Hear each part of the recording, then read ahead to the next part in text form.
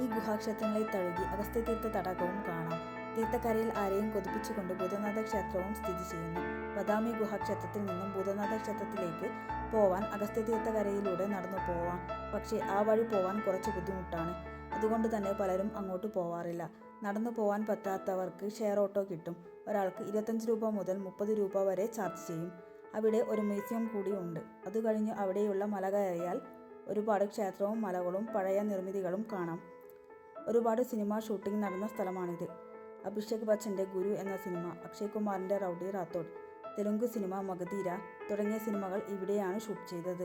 ഇവിടെ വന്നാൽ നമ്മളെ തന്നെ മറന്നുപോകും. തീർച്ചയായും വന്നു കാണുക.